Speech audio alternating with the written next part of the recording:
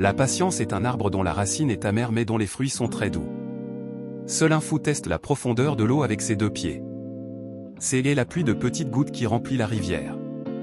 Un fleuve calme ne signifie pas qu'il n'y a pas de crocodile. Le léopard ne se débarrasse pas de ses taches. Même la nuit la plus sombre prendra fin. Chaque matin est une autre chance. Écoute maintenant cet extrait des interviews de Kobe Bryant sur sa motivation. Vous voulez vraiment que je fasse partie de l'équipe? Quelle est votre approche pour me recruter? Tu veux la première place? Viens jouer avec moi. Tu veux la 2e place? Va ailleurs. C'est comme si je regardais Magic jouer. Je regardais Michael jouer et je les voyais faire des choses incroyables. Je me demandais, puis-je atteindre ce niveau? Je ne sais pas, mais découvrons-le. L'éthique de travail de Kobe. Tout a été fait pour essayer d'apprendre à devenir un meilleur basketteur. Absolument tout. Et donc, quand tu as ce point de vue, le monde entier devient ta bibliothèque pour t'aider à devenir meilleur dans ton métier. Alors, parce que tu sais ce que tu veux, le monde te donne exactement les informations nécessaires, parce que tu sais ce que tu cherches. Tant de gars racontent des histoires sur ton éthique de travail. Quelle était vraiment ton éthique de travail? Et pendant combien de temps es-tu resté discipliné?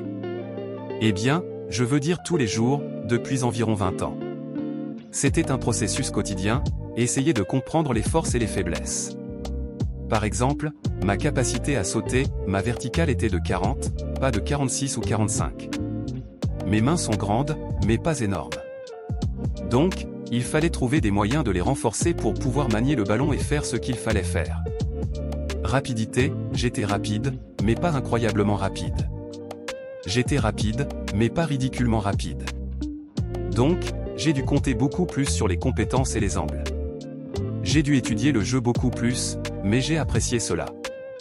Depuis que j'ai commencé à regarder le jeu, je l'ai étudié et cela n'a jamais changé. Changement mental. C'est une bonne séparation pour moi, émotionnellement, de pouvoir me mettre dans un état d'esprit différent à l'entraînement ou pendant les matchs. Pour moi, c'est l'équivalent de Maximus Decimus Meridius dans Gladiator, ramassant la terre, la sentant, c'est le moment d'y aller. C'était mon changement mental.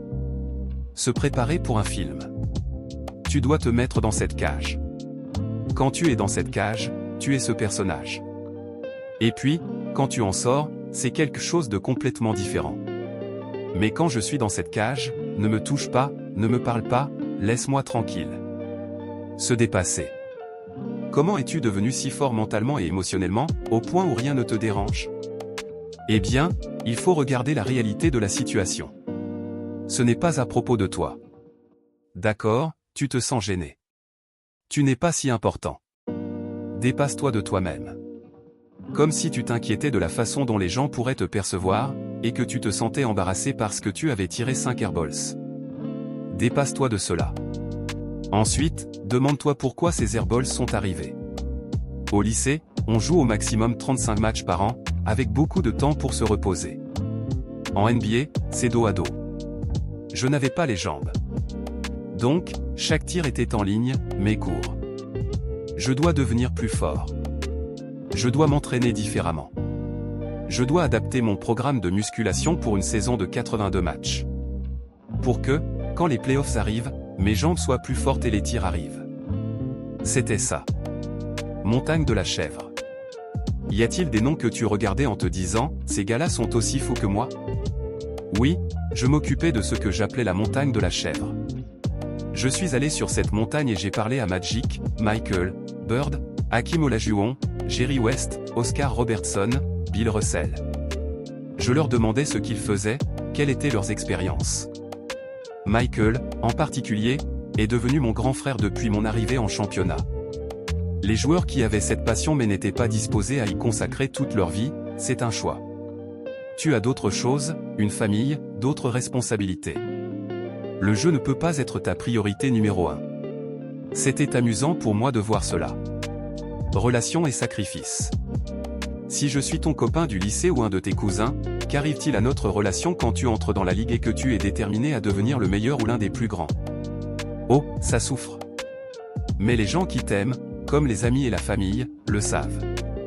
Ils te laissent être toi. Quand tu te retrouves, tu reprends là où tu t'étais arrêté, mais tout le reste est perdu. Ces relations à long terme souffrent, tout comme le temps passé ensemble. Beaucoup de joueurs prennent des vacances avec d'autres joueurs ou juste pour se détendre. Je ne l'ai jamais fait. C'était un choix. Pourquoi? Parce que quand je prendrai ma retraite, je ne veux pas avoir à dire j'aurais aimé faire plus. Beaucoup de gens paient pour te voir jouer. Tu dois performer. Processus de décision. Si tu envisages un gros investissement, quel est ton processus de prise de décision? Fais-tu tes propres recherches? Appelles-tu un conseiller? C'est assez simple pour moi, comprends-tu le business? Est-ce une entreprise que tu peux aider? Quelles sont les barrières à l'entrée? Les dirigeants sont-ils des personnes en qui tu crois? Sont-ils obsessionnels et ont-ils créé une culture d'obsession? Je regarde ces 4 facteurs. Horaire de travail actuel. C'est différent maintenant. Je n'écris pas chaque mot des romans, je n'anime pas les films. Mon rôle est de m'assurer que les gens que nous recrutons, ces obsessionnels, se mettent au défi de faire le meilleur travail possible. Ils doivent constamment se regarder dans le miroir, s'auto-évaluer et se mettre au défi. Les projets qui disent « je ne sais pas si je peux le faire » sont ceux que nous voulons. Blessure d'Achille. Vous jouez contre les Golden State Warriors, le score est de 107 à 109, vous êtes sur le point d'accéder aux playoffs. Vous savez exactement ce qui se passe dans le jeu. Vous montez, vous êtes sur le point de tirer et tout d'un coup, boum, votre tendon d'Achille lâche. Vous tirez les lancers francs puis quittez le terrain et subissez une opération. Je suis allé dans la salle des entraîneurs, mes enfants étaient là. Je leur ai dit que tout irait bien. En tant que parent, tu dois donner l'exemple. Cet obstacle ne peut pas me définir. Cela ne va pas me paralyser. Je vais quitter le jeu selon mes propres conditions. Et c'est à ce moment-là que j'ai décidé, je vais le faire. En conclusion de ce interview, nous pouvons dire Kobe Bryant, légende du basketball, est devenu un modèle d'excellence grâce à son éthique de travail inégalée et sa détermination inébranlable. Son parcours montre qu'il n'a jamais hésité à se comparer aux grands comme Magic Johnson et Michael Jordan, cherchant toujours à atteindre et dépasser leur niveau. Kobe a constamment travaillé pour améliorer ses compétences, étudiant minutieusement le jeu, et transformant littéralement le monde en sa bibliothèque pour progresser. Il a été honnête sur ses limitations physiques, comme sa capacité de saut ou sa rapidité, et a trouvé des moyens de compenser par le renforcement de ses compétences et la compréhension des angles. Son approche mentale, en se détachant émotionnellement et en se concentrant intensément, lui a permis de rester performant sous pression. Même lorsqu'il a subi une grave blessure au tendon d'Achille, Kobe a montré une résilience remarquable, choisissant de ne pas se laisser définir par cet obstacle, mais de s'en éloigner selon ses propres termes. Son engagement envers l'excellence et la discipline s'étendait également à ses relations personnelles, souvent sacrifiées pour atteindre ses objectifs.